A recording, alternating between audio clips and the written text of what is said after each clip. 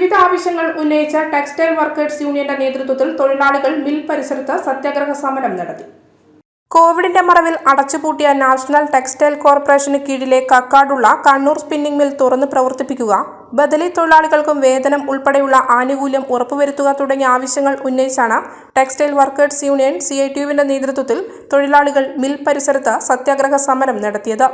സമരം CITU സംസ്ഥാന secretary KP Sahadevan ഉദ്ഘാടനം ചെയ്തു. യൂണിയൻ ജില്ലാ വൈസ് പ്രസിഡന്റ് AO പ്രസന്നൻ അധ്യക്ഷനായി. KP അശോകൻ, കാടൻ ബാലകൃഷ്ണൻ എന്നിവർ സംസാരിച്ചു.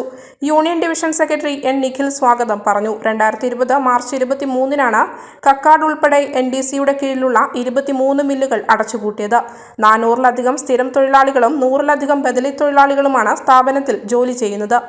കേന്ദ്ര സർക്കാർ ഉറപ്പു നൽകിയ സ്ഥിരം ജീവനക്കാരുടെ കുടിശ്ശിക ദിവസങ്ങൾക്കുള്ളിൽ നൽകുമെന്ന് പറയുന്നുണ്ടെങ്കിലും ബദലി തൊഴിലാളികൾക്ക് ഇതുവരെയും യാതൊരു ആനുകൂല്യവും ലഭിച്ചിരുന്നില്ല.